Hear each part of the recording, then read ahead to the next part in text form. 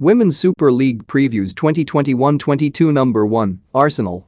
Joe Montemuro's Arsenal painted themselves into a corner by racking up 4 defeats and 2 draws by mid-February last season.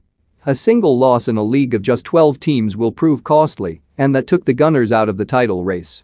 An unbeaten run from February through to the end of the season salvaged Champions League football, the team eventually finishing 1 point ahead of 4th-placed Manchester United to snatch the new, extra qualifying spot. The respected Montemuro, who in 2019 ended Arsenal's 7-year wait for a league title, announced in March that he would leave at the end of the season as Arsenal looked decidedly behind the pace of champions Chelsea and runners-up Manchester City, off the pitch as much as on it. A few months later, and their fortunes and expectations appear transformed. Alongside the unveiling of new manager Jonas Eidevall, who joined from Swedish side Rosengard, the Arsenal chief executive Vinai Venkatesham promised an overhaul of the women's setup that would include increased investment, matches at the Emirates Stadium and working towards a new training base at London Colney.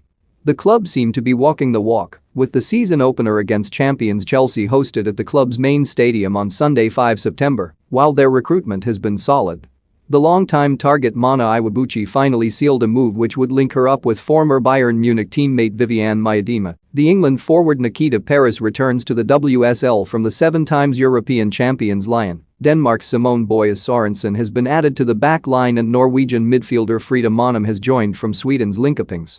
Perhaps more important was the decision not to cash in on the Netherlands' record goal scorer Miedema, despite keen interest in the forward, who is entering the final year of her contract in North London. There is also a new 1-year deal for the centre-back Lee Williamson. The Gunners' early start to the campaign, Champions League qualifying, began 2.5 weeks before the domestic season, has not allowed players much of a break, particularly those who competed at the Olympics in Tokyo. It has, though, given Eidevall's team a head start and the manager a chance to begin to build. Iwabuchi in particular has slotted in quickly, the Japanese wizard scoring 3 times in 2 Champions League matches against Kazakh side Oksipts and PSV, as Arsenal cruised through the first stages of qualifying to set up a 2-legged tie with Slavia Prague for a place in the group stage.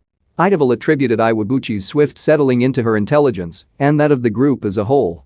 "It's always easier to adapt to a new team when you are very intelligent," he said. Mana is adapting so quickly too, because all of the other players are really intelligent. It would be a real struggle for Mana, where people wouldn't understand her passes or her movements, or if they needed a long time to get used to that. Clearly, her teammates understand her very well.